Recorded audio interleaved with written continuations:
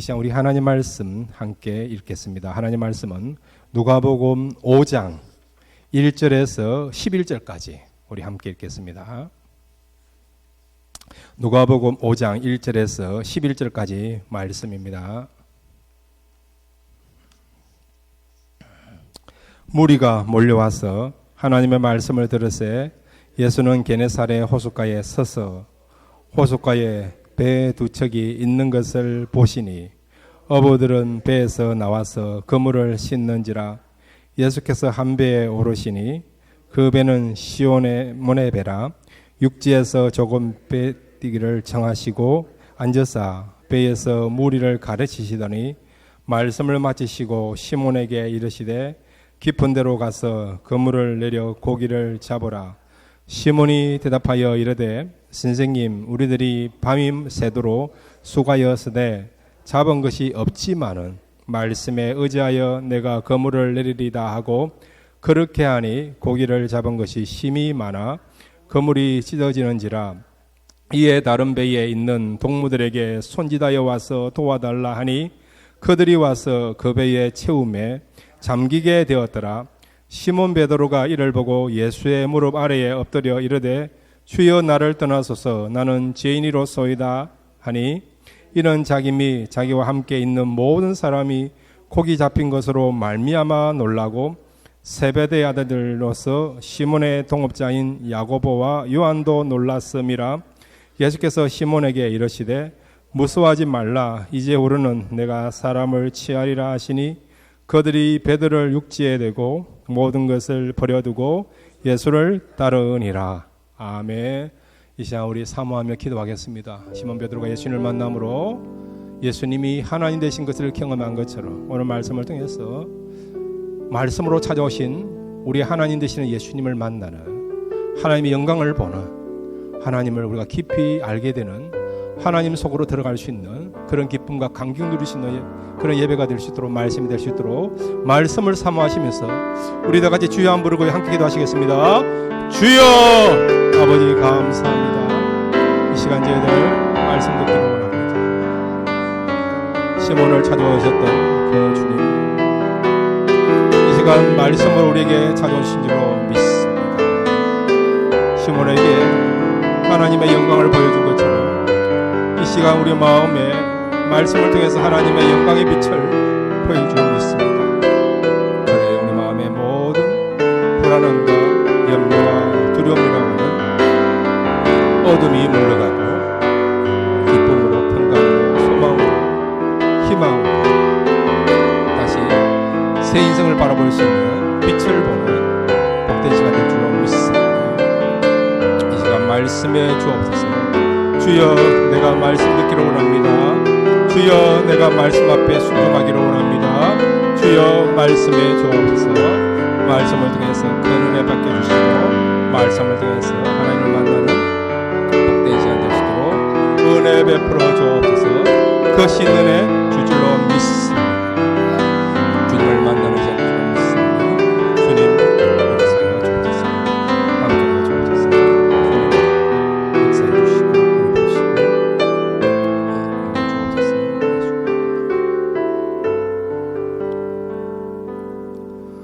하나님, 우리가 믿는 것은 말씀은 생명인 것을 믿습니다. 또한 말씀은 나를 변화시키는 힘인 줄로 믿습니다.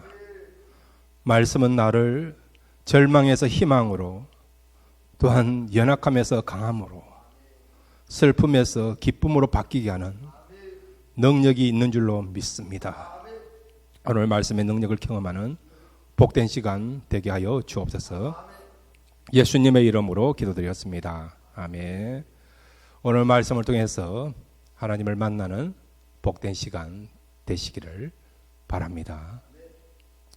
오늘 시몬 베드로가 예수님을 만났는데 예수님이 그냥 나사렛 한 청년이 아니고요. 좀 말씀을 잘하는 주변에 있어서 좀 인기 있는 그 정도의 예수님이 아니고요. 이분이 이 우주를 창조하신, 나를 창조하신 하나님이시구나. 예수님에 대해서 하나님 되심을 경험하는 그런 사건이 오늘 본문 속에 있습니다. 베드로뿐만 아니라 저와 여러분도 오늘 말씀으로 찾아오신 그 주님을 통해서 주님이 나의 하나님 되시구나, 나의 진정한 주가 되시고 빛이 되시고 소망이 되시구나, 그런 예수님을 경험하는 귀한 시간 되시기를 바랍니다. 오늘 말씀을 통해서 우리가 함께 나누기 원하는 교훈 3가지를 함께 생각하겠습니다. 첫 번째로 한번 따라해 주시기 바랍니다. 항상 말씀을 전해야 한다. 예, 우리가요 어떻게 된다고요? 항상 말씀을 전해야 한다. 예수님은 이 땅에 오셔서 33년의 생애를 사셨는데 30세부터 사역을 하셨어요. 왜 30세부터 사역하셨느냐? 그 당시 고대사회에서 고위직에 있는 또 중요한 사역을 감당하는 사람들이 30세부터 일을 했습니다. 대제사장이 누굽니까? 대제사장이 사역을 할 때도 30세고 또 레위인들이 5년 동안 훈련받아서 사역하는 시간이 또 30세고 그 다음에 고위직에 나가서 일을 하는 나이도 30세이고요. 자, 그런 어떤 역사적인 백그라운드를 가지고 예수님도 30세에 사역을 시작하신 것입니다. 자, 그런데 예수님은 3년 반 동안 사역을 하셨거든요. 근데 3년 반 동안 무슨 사역을 하시느냐? 그것은 말씀을 전하는 사역을 하셨습니다.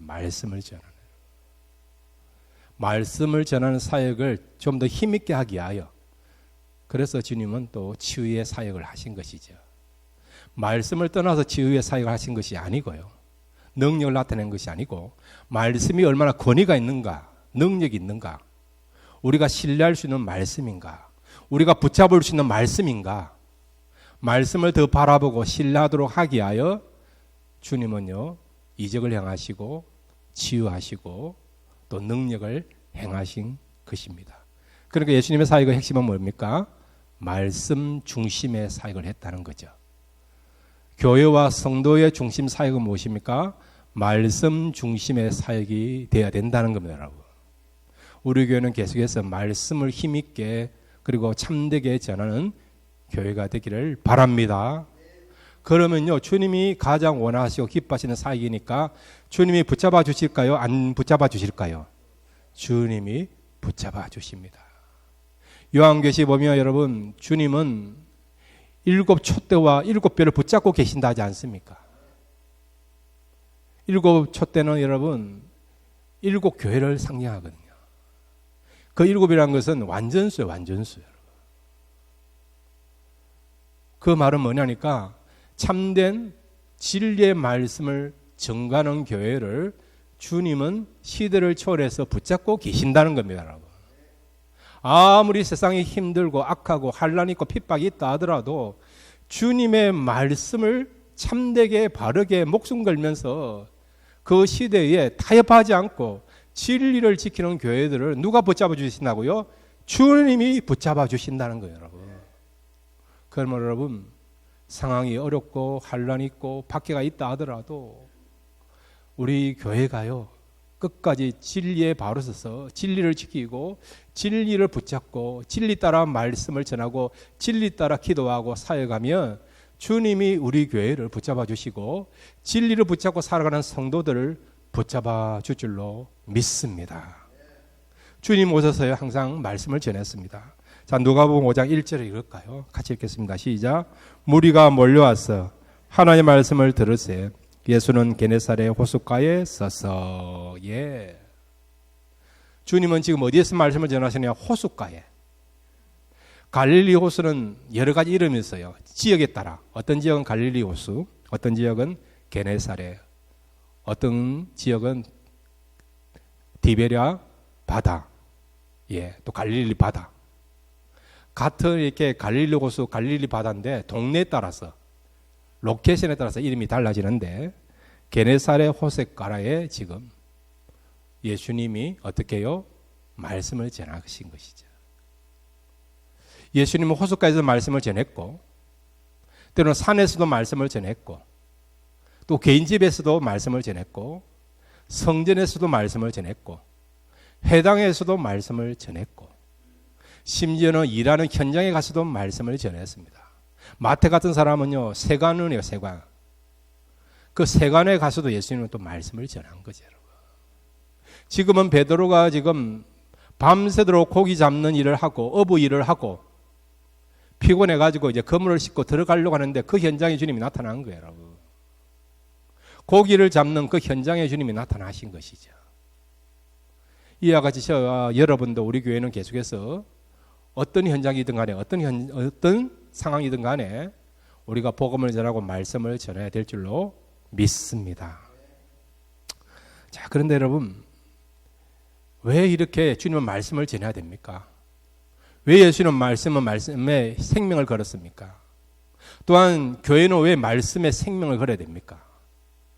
예수님이 이 땅에 왜 오셨죠? 대접받기 위해서 왔습니까? 관광하기 위해서 오셨습니까? 아니지 않습니까?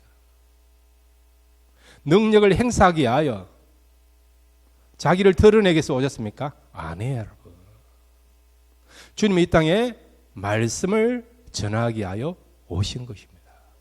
그래서 주님은요, 가는 곳마다 말씀을 전하신 것입니다. 왜 그렇습니까? 왜 주님은 말씀을 전했고 교회와 성도는 왜 말씀을 전해야 되죠? 저와 요한일서 1장 1절을 같이 읽겠습니다. 요한일서 1장 1절입니다. 시작. 태초부터 있는 생명의 말씀에 관하여는 우리가 들은 바요, 눈으로 본 바요, 자세히 보고 우리의 손으로 만진 바라. 아멘. 말씀이 어떤 말씀이라고요? 생명의 말씀. 생명의 말씀. 이 생명의 말씀이라는 것은 여러 가지로 해석할 수 있어요. 영생을 주는 말씀, 구원을 주는 말씀, 관계를 회복하는 말씀, 영적으로나 마음적으로 육체를 치유하는 말씀, 평강과 기쁨을 주는 말씀. 이 모든 것이 무엇에 들어가 있습니까? 생명이에요, 생명. 우리가 사람을 보더라도 저 사람은 생명 있다. 경상도 말로 말하면 뭡니까? 살아있네. 그러지 않습니까? 그죠? 생명이 없으면 됩니까? 살아있는 게 아니고요. 죽었네. 때로는 뭐라고요? 쓰레기 같다. 때로는 뭐라고요? 예. 마치 이렇게 뭡니까? 약한 사람처럼 죽은 자 같다. 그렇게 이야기하지 않습니까? 그런데 여러분, 살아있는 사람은 생명이 있다 하지 않습니까? 생명은 참 중요한 거예요. 여러분. 육체적인 생명뿐만 아니라 정신적인 생명도 중요하고, 그리고 또한 더욱더 중요한 것은 영적인 생명이 중요하지 않습니까? 이 말씀을 통해서는 여러분, 우리가 이렇게 영적인 생명 얻을 수 있고, 또 정서적인 생명도 얻고 육체적인 생명도 얻는 거예요. 여러분. 자, 여러분, 우리가 어떻게 하면 구원받습니까? 예수 그리스도의 말씀을 믿으면 구원받지 않습니까? 이 사실 믿으시기를 바랍니다. 누구든지 주의 이름을 부르는 자는 구원을 받으리라. 영접하는 자 곧 그 이름을 믿는 자에게는 하나님의 자녀가 되는 권세를 주셨으니, 하나님이 세상을 이처럼 사랑하사 독생자를 주셨으니 누구든지 저를 믿는 자마다 멸망치 않고 어떻게 해요? 영생을 얻으리라. 이 말씀을 믿는 자에게는 주님 말씀하신 것처럼 영생 구원을 받게 될 줄로 믿습니다. 말씀을 믿으면 어떤 일이 벌어나고 구원을 받는 거예요, 여러분. 영원한 구원을 받는 겁니다. 영생 얻는 거예요.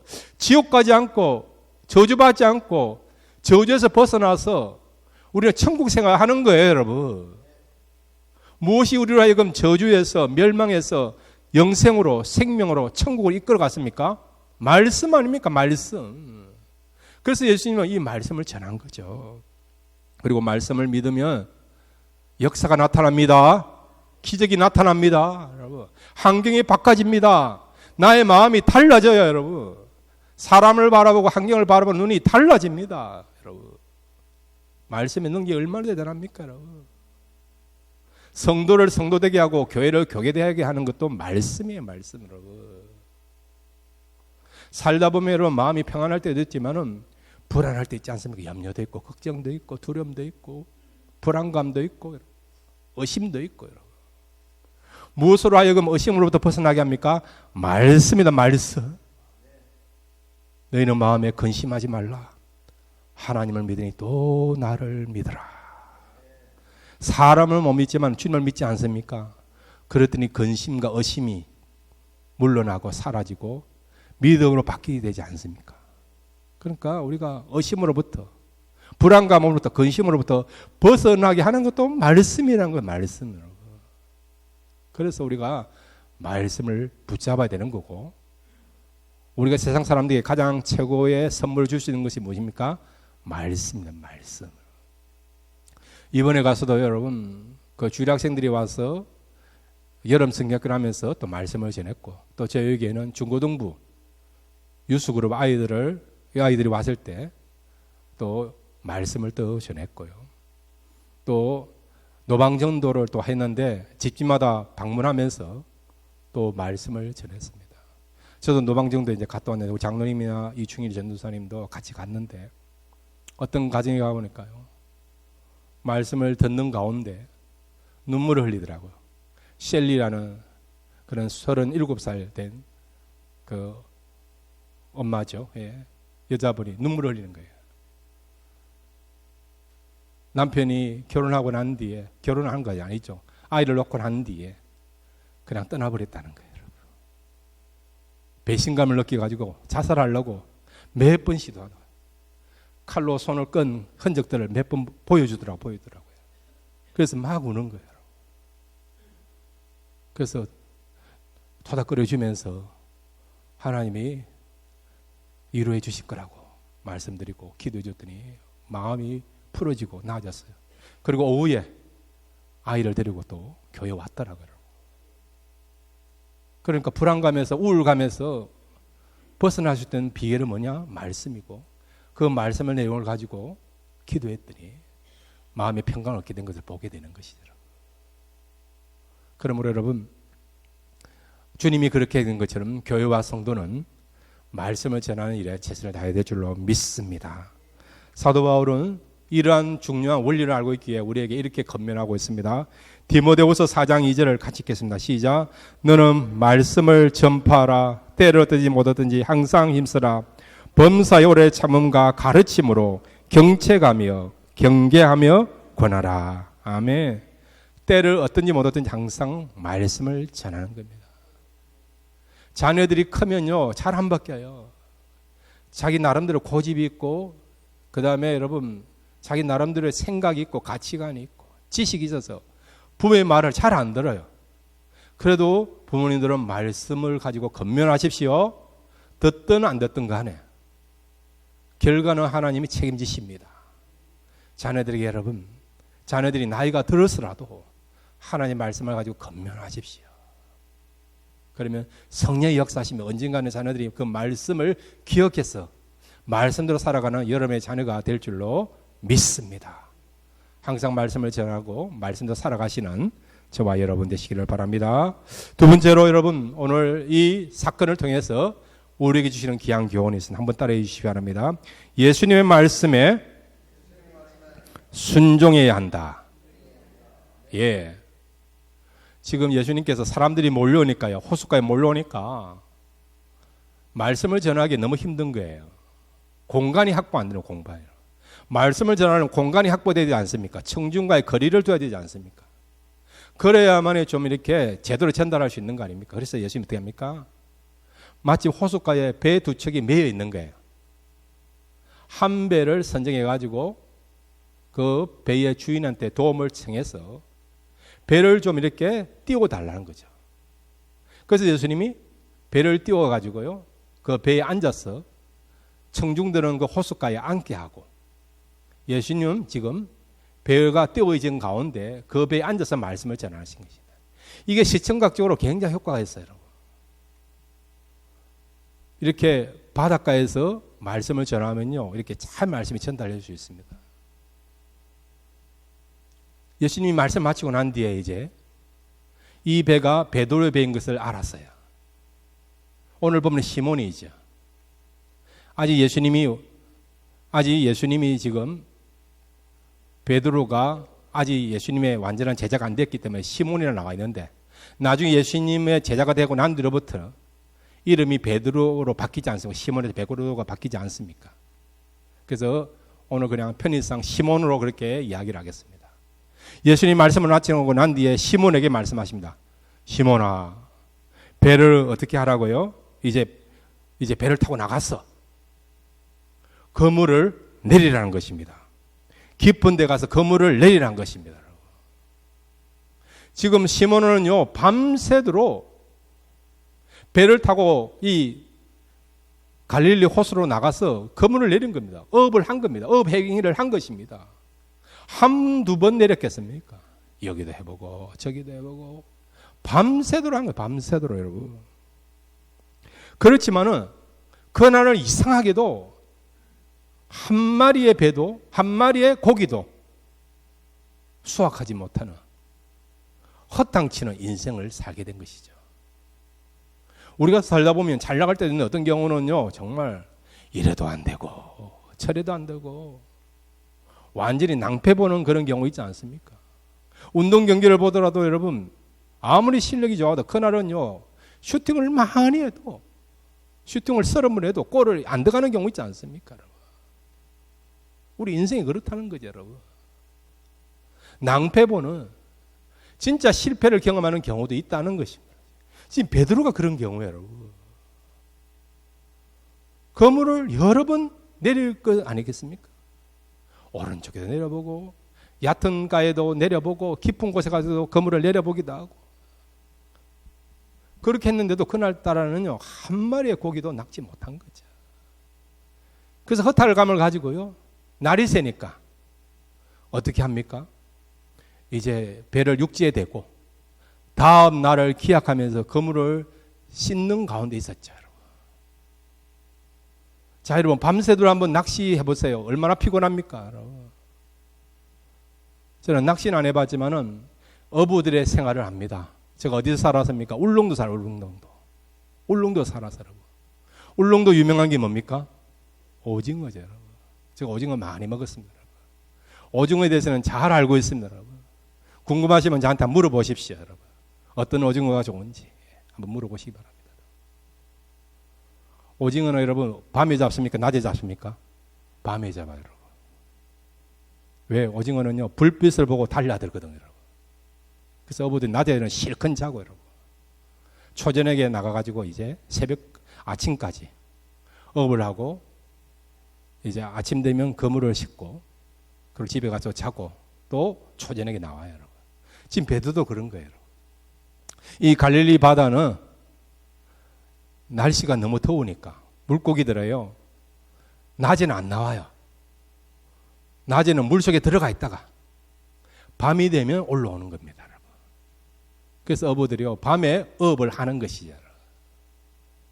그런데 예수님이 와가지고 지금 낮에 사람들이 모여있을 정도니까 요즘 최소한 9시, 10시는 됐다 보죠. 이 갈릴리 호수에 대해서 그렇고 업에 대해서 전문가인 베드로 입장에 보면 이 말이 이해가 안 되는 거예요, 여러분. 내경으로 하면 지금 그물을 던지더라도 고기를 낚을 수 있는 상황이 아닌데 그리고 어젯밤부터 오늘 새벽까지 수십 번 그물을 내렸지만 한 마리의 고기도 낚지 못한 상황인데 그런데 비전문가인 예수님이 와가지고요 그물을 깊은 데 내려라. 그래 말하는 거예요, 여러분. 여러분 같으면 예수님 말씀에 순종할 수 있습니까? 아니, 어부에 대해서 어짜도 모르는 사람이 와가지고요. 비전문가가 와가지고 한번 나와가지고 한번 그물을 던져보세요. 그러면 그 말을 듣겠습니까? 안 듣겠죠, 여러분. 근데 주님 어떻게 합니까? 베드로의 모든 것을 아시면서도 주님은요 깊은 데에 가서 그물을 던지라고 지금 시몬에게 말씀하고 있는 거죠. 시몬의 입장에서 예수님 말씀을 순종한다는 것은 여러 가지에 있어서 걸림돌이 되는 게 많이 있습니다. 여러 가지 방해되는 것이 많이 있어요. 그것을 뛰어넘어야만이 지금 예수님 말씀을 순종할 수 있는 거예요. 우리도 마찬가지 순종하려고 할 때 몇 가지 우리에게 걸림돌 되는 게 있지 않습니까? 이성, 또 뭐가 있습니까? 합리성, 타당성, 필요성 이런 거 따지지 않습니까? 얼마나 이성적으로 맞나? 얼마나 합리적이냐? 타당하냐? 필요하냐? 그런 걸 가지고 우리가 순종하기도 하고 따르기도 하고 따르지 않기도 하고 그렇게 하지 않습니까? 이성적으로 합리적으로 말하면 예수님 말씀은 지금 타당성이 없는 거예요, 여러분. 그런데도 베드로는 어떻게 합니까? 내 마음 같아서는, 내 경험 같아서는 순종할 수 없는 상황이지만은, 내 상황으로서는 순종할 수 없는 상황이지만은, 그럼에도 불구하고 그냥 말씀에 의지하여 이성을 초월해서, 합리성을 초월해서, 타당성을 초월해서 내가 예수님의 말씀에 의지하겠습니다 라고 그물을 어떻게 해요? 깊은 데 가서 던진 거죠. 그랬더니 어떤 일이 벌어졌습니까? 자, 5절, 6절, 7절 같이 읽겠습니다. 시작. 시몬이 대답하여 이르되 선생님 우리들이 밤이 새도록 수고하였으되 잡은 것이 없지만은 말씀에 의지하여 내가 그물을 내리다 하고 그렇게 하니 고기를 잡은 것이 심히 많아 그물이 찢어지는지라. 이에 다른 배에 있는 동무들에게 손짓하여 와서 도와달라 하니 그들이 와서 두 배에 채움에 잠기게 되었더라. 아멘. 아멘. 순종했더니 어떤 일이 벌었습니까? 이성을 뛰어넘고 합리성을 뛰어넘고 타당성을 뛰어넘어서 놀라운 역사가 일어난 거예요, 여러분. 여러분 순종하면 이런 놀라운 역사가 일어나게 될 줄은 믿습니다. 성경은 순종하면요 새로운 역사를 경험해요. 놀라운 일들을 경험합니다, 여러분. 놀라운 또 변화를 경험해요, 여러분. 하나님에 대해서도 나에 대해서도 인생에 대해서도 역사에 대해서도. 여러분 변화를 원하십니까? 순종하십시오. 순종은 저 멀리 있는 게 아니라 가까이 있습니다. 순종하는 자에게 변화의 역사, 또한 새로움의 역사, 감동의 역사를 경험하게 될 줄로 믿습니다. 이번에 저희 단기 선교 가가지고 많이 경험했어요. 얼마나 많이 경험했는지. 예.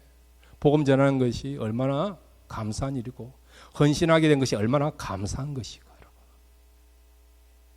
또 우리가 지금 생활하고 있는 자체가 얼마나 또 감사한 것인지 여러분. 감사에 대해서 우리가 참 다시 깨달을 수 있는 그런 기회가 되었습니다. 여러분.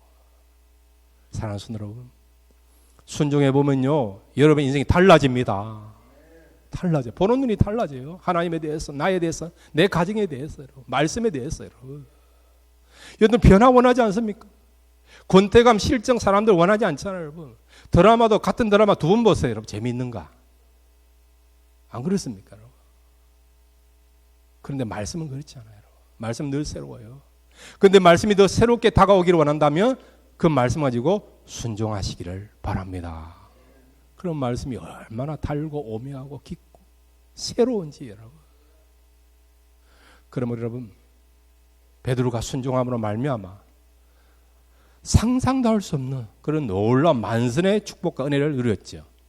그런데 순종은 이 정도가 아니에요, 여러분. 하나님 주신 은혜는요 더 깊고 더 오묘하고 더 높습니다. 어떤 것을 경험합니까? 8절가 8절입니다. 시작. 시몬 베드로가 이를 보고 예수의 무릎 아래에 엎드려 이르되 주여 나를 떠나소서 나는 죄인이로소이다 하니. 아멘. 말씀을 통해서 말씀하시는 주님, 말씀의 능력을 우리에게 행하시는 그 주님, 그 예수님이 누구냐? 하나님 되신 것을 경험한 거예요. 그냥 예수님이 지금까지는 나사렛 청년으로 좀 말씀을 잘하는 분으로, 좀 능력 있는 분으로, 대단한 분으로, 선생으로 그렇게 생각했는데 그 말씀하시는 주님이 어떤 분입니까? 옷은 흐름하지만은 청년의 모습이지만은 바로 인간의 몸을 입고 오신 하나님 되시는 것을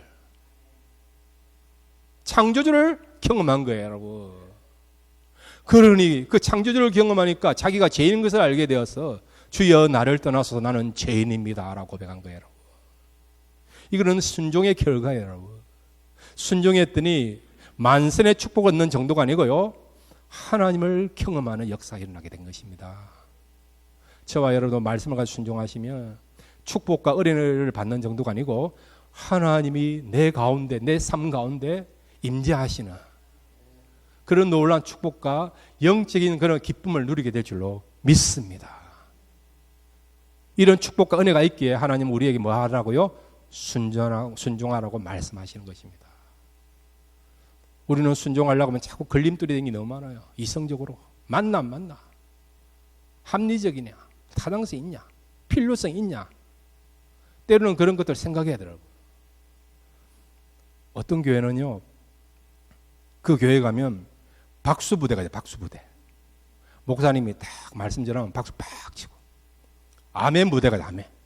목사님 말씀 전하면 아멘 아멘 한 번 있고, 또 어떤 분은 할렐루야 부대가 있어요. 할렐루야 부대.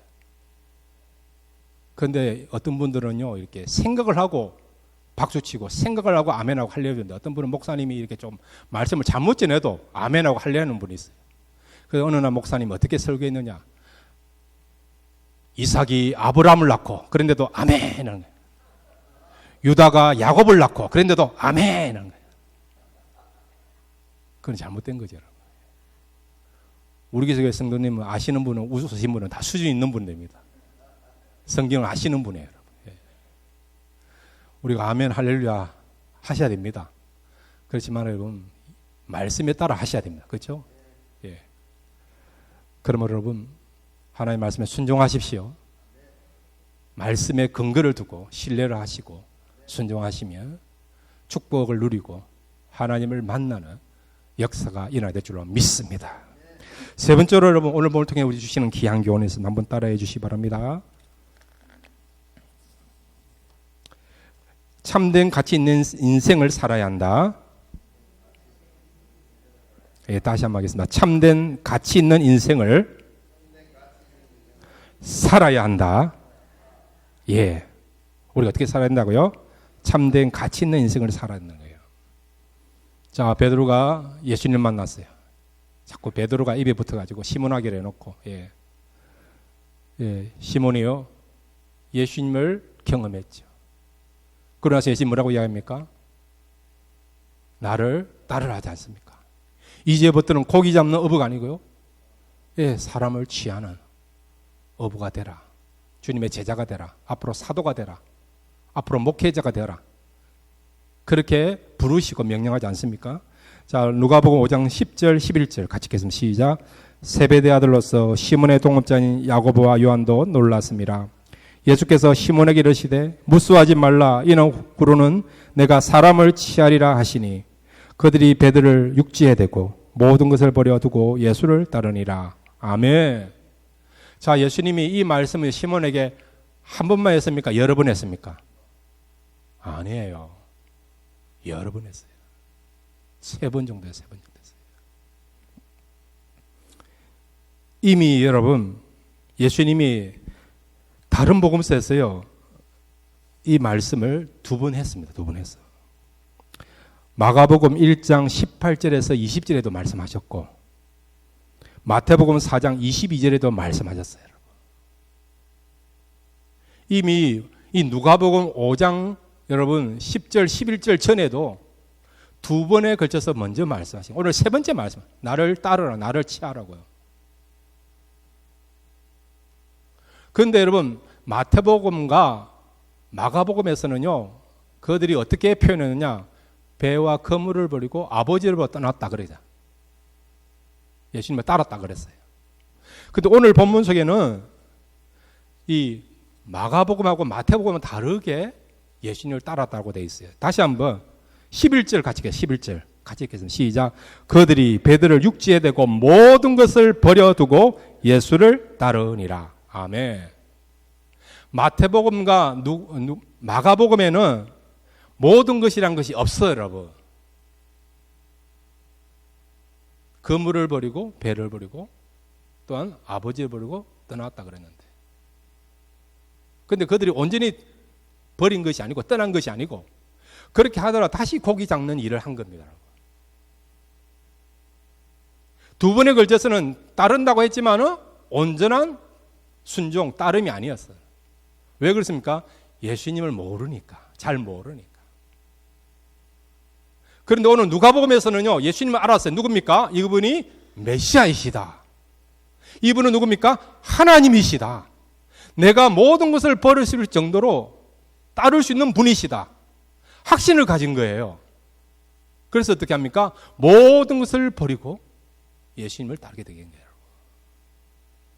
결국 주님은 3번씩이나 찾아오셔서 나를 따르라고 그렇게 말씀하시고 권면하신 것이죠. 사랑하는 성도 여러분, 저와 여러분 확신 가운데 살아가기를 바랍니다. 확신이 중요해요, 여러분. 어렴풋이 그냥 믿으면 안 돼요, 여러분. 많은 사람들이 오해하는 이유는 그냥 신앙적인 분위기 있으면 내가 예수를 믿는 것 같고 신앙인 같은데, 신앙적인 분위기 아니면요 믿음이 안 나와. 믿음의 발휘가 안 나와요, 여러분. 기도도 못 해요, 여러분. 사람들 눈치 보고 세상 눈치 봅니다. 말도 못 합니다. 교회 다닌다고 이야기도 못 해요, 여러분. 내가 교회에 직분자입니다. 이야기도 못 해요, 여러분. 확신 있는 사람은요, 상대방이 어떻게 바라보든 거 신경 쓰지 않고 나는 예수 믿는 사람입니다. 나는 어떤 교회에 다닙니다. 나는 어떤 교회 장로님이고 권사님이고 집사님입니다. 자기 정체성을 드러낼 수 있는 거예요, 여러분.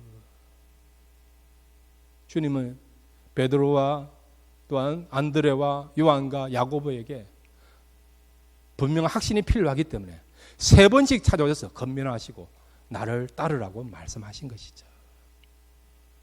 그들이 드디어 여러분 어떻게 합니까? 어부에서 복음 전하는 자로 주님의 제자가 되고 사도가 되게 된 거예요, 여러분. 자, 베드로 입장에서 보세요. 예수님이 오셔서 지금 만선의 그런 축복을 주셨습니다. 은혜를 주셨습니다. 그 당시 여러분 갈릴리에서 바다에서 어부 일들을 할 때에 그물 길이가요 한 800m 됩니다. 800m. 해프마일 정도 되죠. 여러분 큰 그물이죠, 여러분. 그걸 팔아가지고 여러분 생활하면 또 많은 돈을 얻을 수 있죠, 여러분. 그러면 여러분 뭐 배를 2척 살 수도 있고 3척 살 수도 있고 그럴 수 있는 거 아닙니까? 그러면 여러분 배 2척 3척 가지고 여러분 선주가 되고 선장이 되면 잘 살 수 있는 거죠, 여러분. 그게 인생의 여러분 가장 행복한 삶입니까? 물론 여러분 성공 우리가 할 수 있겠죠. 그러나 여러분 세상적인 성공이 궁극적으로 참된 가치 있는 삶이라 볼 수 없는 거예요. 대통령 되면 다 행복합니까? 기업 총수가 되면 다 행복합니까? 우리가 각 분야의 그런 어떤 최고의 위치에 있는 사람들이 있지 않습니까? 그런 위치에 있으면, 그런 타이틀이 있으면, 그런 명성을 얻으면 다 행복합니까? 아니지 않습니까? 하나님이 우리를 왜 부르셨죠? 그냥 세상적으로 잘 먹고 잘 살으라고, 명성 얻고, 부를 누리고, 부를 축적하고, 이름 내고, 인정받고, 그렇게 살아갈 우리 부르셨습니까? 아니에요. 그렇다고 가난하고 못 살고 대충 살고 그렇게 하려 하는 게 여러분. 사랑하는 성도 여러분, 전문가 되시길 바랍니다. 우리가 어떤 분야에 있든 간에 여러분, 우리는 복음을 전하고 하나님의 이름을 나타내고 하나님의 영광을 드러내고 하나님의 일을 하기 위하여서 우리를 부르신 거예요, 여러분. 목사뿐만 아니라 여러분, 여러분이 세상 속에서 살아갈 때에 직업을 통해서 하나님께 영광 돌리고 하나님의 이름을 드러내고 각자에게 맡기신 그 하나님의 일을 감당하기 위하여 하나님께서 우리에게 그런 사명을 주시고 타이틀을 주시고 그렇게 살아가도록 우리에게 은혜와 축복을 베풀어 주신 것입니다, 여러분. 이것이 우리에게 참된 가치 있는 삶이에요, 여러분. 그래서 여러분, 우리가 잘 알고 있는 솔로몬은 그의 인생을 마무리하면서 뭐라고 고백하느냐? 전도서 12장 14절을 같이 읽겠습니다. 시작. 하나님은 모든 행위와 모든 은밀한 일을 선악간에 심판하시리라. 아멘. 늦게 깨달은 거죠. 솔로몬이 얼마나 잘 나갔습니까? 역대 왕 가운데 가장 부귀영화를 많이 누렸던 사람이 솔로몬이에요, 솔로몬. 그렇지만은 그가 하나님을 떠나서 부귀영화를 누리고 난 뒤에 고백한 게 뭐죠? 헛되고 헛되다. meaningless. 하나님 밖에서 내가 누리는 것은 아무 의미가 없다는 거지. 아무 의미가 없는 것이다. 연기와 같은 것이고 바람과 같은 것이었다. 여러분 바람 잡을 수 있습니까?